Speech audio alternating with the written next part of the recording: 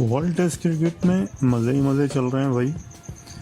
3 matches 3 flavour के हो रहे हैं, जिसमें से आज पहला मैच ऑस्ट्रेलिया बामुकाबला साउथ अफ्रीका, 2 दिन में मैच का रिज़ल्ट। उसके बाद इंडिया बामुकाबला बांग्लादेश, दूसरा फ्लेवर जो कि 5वें रोज़ इंडिया की जीत पे ख़त्म, और तीसरा फ्लेवर पाकिस्तान बामुकाबला इंग्लैंड, जो कि मैच जारी है आज मैच का दूसरा रोज़।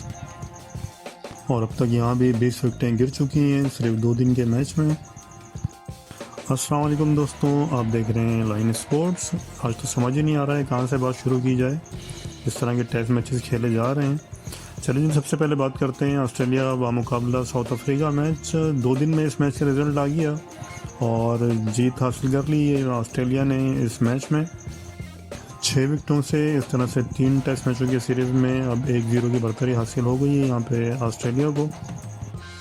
ऑस्ट्रेलिया का स्टेडियम गाबा डरावना ख्वाब साबित हुआ है ये तमाम बैट्समैन के लिए दोनों तरफ से। और जिस तरह की फास्ट बॉलिंग देखने में आई है, बहुत एक अरसे के बाद इस तरह की फास्ट बॉलिंग देखने को मिली है, स्पेशली टेस्ट मैच में। और जिस तरह से एक्सपोज हुई है दोनों तरफ की बैटिंग लाइन, वो भी देखने से ताल्लुक़ रखती है, क्योंकि जिस तरह से दोनों साइड के बॉलर्स ने दौड़ा के आउट किया है बैट्समैन को, शानदार परफॉर्मेंस रही तमाम फास्ट बॉलर की। सबसे पहले तो जी इस स्टेडियम की पिच की अगर बात की जाए और जिस पिच पे ये मैच खेला गया, तो ये समझ में नहीं आ रहा था कि पिच बनाई गई है या ग्रीन कारपेट डाल दिया गया था ग्राउंड के अंदर। और जिस तरह से लश ग्रीन विकेट थी, ये उससे देख के अंदाज़ा हो रहा था कि ये बहुत मुश्किल हो जाएगी यहाँ पे बैट्समैन को रन्स के लिए। और हुआ भी आखिर यही, क्योंकि पहले दिन जिस तरह की विकेटें गिरी, टॉस जीत के ऑस्ट्रेलिया के कप्तान पैट कमिंस ने पहले बॉलिंग का फैसला किया, और यकीनन करना भी उन्होंने बॉलिंग ही थी जिस तरह की विकेट तैयार की गई थी इस मैच के लिए। और सिर्फ 152 रन पे लपेट दिया यहाँ पे साउथ अफ्रीका की पूरी बैटिंग लाइनअप को। पहली इनिंग में साउथ अफ्रीका की तरफ से टॉप स्कोरर काइल रहे, जो कि 64 रन बनाने में कामयाब रहे। उसके बाद बॉमा की 38 रन की इनिंग इसमें शामिल रही। उसके अलावा तमाम बैट्समैन कोई काबिल कदर कारकर्दगी का मुजाहरा नहीं कर सके, और इस तरह से सिर्फ 152 रन पे पूरी साउथ अफ्रीका की टीम को समेट दिया ऑस्ट्रेलिया के पेसर्स ने, जिसमें से मिचेल स्टार्क 3 विकेट लेने में कामयाब हुए। कप्तान पैट कमिंस के हिस्से में 2 विकेटें आईं, स्कॉट बॉर्न की तरफ से 2 विकेटें उनके हिस्से में आई, और इस लश ग्रीन विकेट पे भी नेथन लाइन ऑफ स्पिनर 3 विकेटें वो भी लेने में कामयाब हुए। और फिर जब ऑस्ट्रेलिया अपनी पहली इनिंग में बैटिंग करने के लिए आई, तो उनका भी आगाज़ कुछ इसी तरह का था जिस तरह से साउथ अफ्रीका का रहा। और यहाँ भी एक दफ़ा फिर तमाम फास्ट बॉलर ने भरपूर अपनी परफॉर्मेंस शो करना शुरू की, और जिस तरह से बैक टू बैक विकेटें लेनी शुरू की साउथ अफ्रीका के बॉलर्स ने, तो लग ऐसे ही रहा था कि शायद ये भी ऑस्ट्रेलिया को 150 रन पे आउट करने में कामयाब हो जाएंगे। लेकिन कल दिन के अख्ताम तक ऑस्ट्रेलिया की टीम 146 रन 5 विकेटें के नुकसान पे बनाने में कामयाब हो गई थी। और आज जब दूसरे दिन खेल का आगाज़ हुआ, तो जिस तरह से बैटिंग करना शुरू की ऑस्ट्रेलिया के बैट्समैन ने, तो उसके बाद बैक टू बैक विकेटें भी गिरने का सिलसिला जारी रहा। और इस तरह से ऑस्ट्रेलिया भी अपनी पहली इनिंग में सिर्फ 218 रन बना सकी, और यहाँ पे ऑस्ट्रेलिया को लीड हासिल हुई 151 रन की। और इस तरह से जो टॉप स्कोरर रहे ऑस्ट्रेलिया की तरफ से, वो ट्रेविस हेड है, जो कि 92 की शानदार इनिंग खेली उन्होंने, जिसमें 13 चौके 1 छक्के शामिल था। इसके अलावा स्टीवन स्मिथ 36 रन बनाने में कामयाब हुए, एलेक्स कैरी 22 रन बना सके। उसके बाद अगर बॉलिंग की बात करें यहाँ पे साउथ अफ्रीका की, तो रबादा की बेहतरीन बॉलिंग परफॉर्मेंस से 4 विकेटें वो लेने में कामयाब हुए। जॉनसन के हिस्से में 3 विकेटें आईं, और नोकिया भी 2 विकेट लेने में कामयाब हुए, और नेगेडी के हिस्से में 1 विकेट आई। इस तरह से जब 151 रन के खसारे में जाने के बाद जब साउथ अफ्रीका ने अपनी दूसरी इनिंग का आगाज़ किया, तो यहाँ तो फिर पहली इनिंग से भी बदतर हाल हो गया साउथ अफ्रीका की, और पूरी की पूरी साउथ अफ्रीका की टीम सिर्फ 99 रन बना के ऑल आउट हो गई, जिसमें टॉप स्कोरर रहे जोंदो 36 रन बना सके वो। इसके अलावा बामा भी 29 रन की एक मज़ामती इनिंग वो खेल सके। और इस तरह से ऑस्ट्रेलिया की तरफ से कप्तान पैट कमिंस 5 विकेटें ले उड़े। मिचेल स्टार्क के हिस्से में भी 2 विकेटें आई, और इस तरह से अब उन्होंने अपने टेस्ट करियर की 300 विकेटें भी कंप्लीट कर ली हैं। इसके अलावा बॉन्ड के हिस्से में 2 विकेटें आई। नेथन लाइन 1 विकेट यहाँ भी लेने में कामयाब रहे। इस तरह से ऑस्ट्रेलिया को जो टारगेट मिला सिर्फ 34 रन का, और मज़े की बात इसमें ये रही कि इस 34 रन के टारगेट को पूरा करने के लिए भी ऑस्ट्रेलिया की टीम को अपने ही ग्राउंड पे 4 विकेटों की कुर्बानी देनी पड़ी, और तब जाके उन्होंने टारगेट हासिल किया और इस तरह से 6 विकेटों से ये जीत हासिल की इस पहले टेस्ट मैच में, जिसमें से इस इनिंग के टॉप स्कोरर जो रहे वो 6 रन बना सके स्टीवन स्मिथ, और 5 रन लबुशेन बना सके। तो इस तरह से अब ये 35 रन का मजमूआ हासिल करके ऑस्ट्रेलिया की ये जीत का ख़त्म हुआ है इस टेस्ट मैच का। और लग ऐसा रहा था कि अगर ये शायद 100 रन का या 120 रन का भी टारगेट होता तो बहुत टफ टाइम देने जा रहा था यहाँ पे साउथ अफ्रीका, क्योंकि एक बार फिर आबादा ने 4 विकेटें तमाम के तमाम स्टार्ट की वो अपनी बॉलिंग के ज़रिए हासिल की। और अब मुझे तो ये समझ में नहीं आ रहा है कि जिस तरह से पिंडी क्रिकेट स्टेडियम को डीमेरिट पॉइंट दिया गया था, तो लगता है ऐसा है कि इस स्टेडियम को भी डीमेरिट पॉइंट ज़रूर मिलना चाहिए, क्योंकि यहाँ तो सिर्फ़ और सिर्फ बॉलिंग के ही बस मज़े थे। बैटिंग के लिए तो बिल्कुल ये कब्रस्तान बनी हुई थी गाबा की ये विकेट, और जिस तरह से डर डर के तमाम दोनों तरफ से प्लेयर्स खेल रहे थे, तो यहाँ एक्सपोज भी हुई एक तरह से दोनों साइड की बैटिंग, क्योंकि जिस तरह से T20 की भरमार है आजकल के दौर में, किसी किस्म का कोई यहाँ पे बैट्समैन की तरफ से ना तो फुटवर्क नज़र आया, ना किसी किस्म का डिफेंस नज़र आया। ठीक है, टेस्ट मैचेस में इस तरह की विकेट होती है जहाँ पे आपको सर्वाइव करना पड़ता है, इसी का नाम टेस्ट मैच है।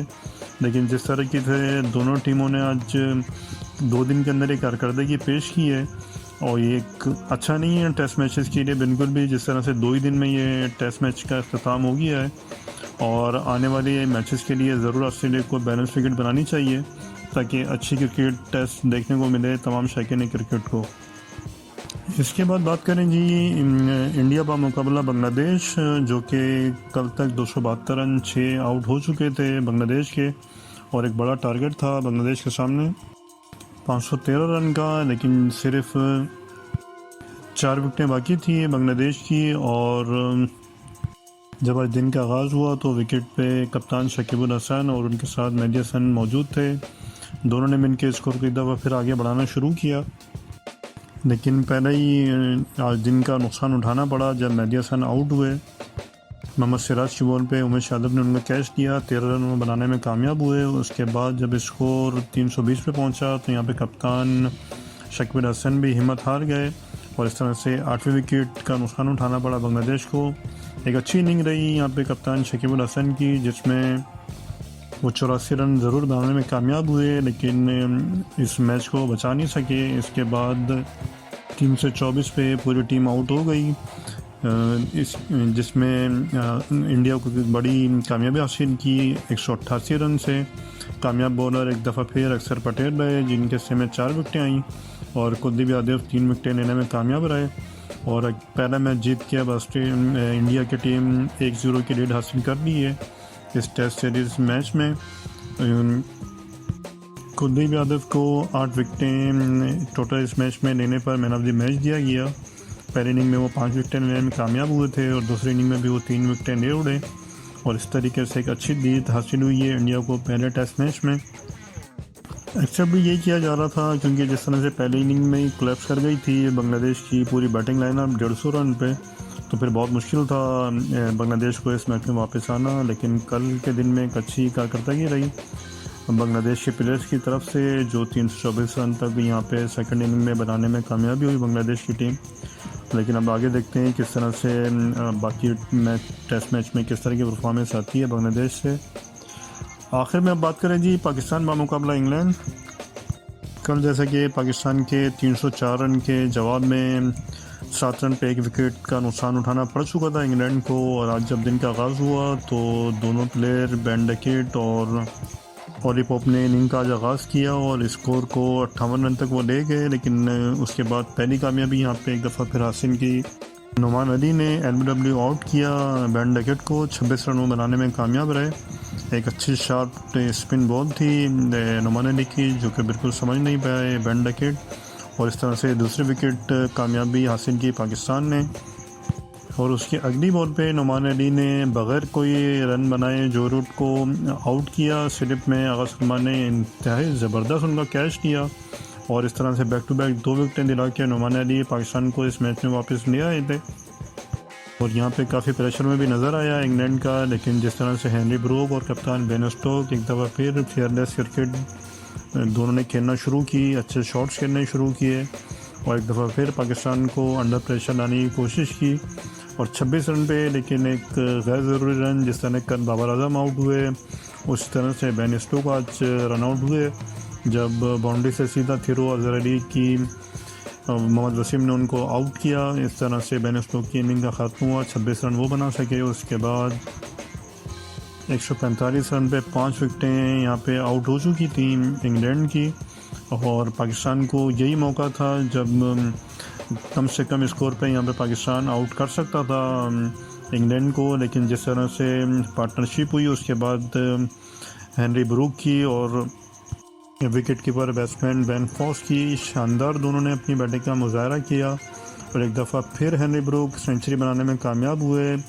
थ्रू आउट द सीरीज़ जिस तरह की बैटिंग की है तकरीबन 100 से ऊपर की एवरेज हो गई है इस टेस्ट सीरीज़ में उनकी, और ये एक और सेंचुरी करके अपनी टीम को एक अच्छा मजमूआ तक ले जाने में सबसे अहम किरदार हेनरी ब्रूक का रहा।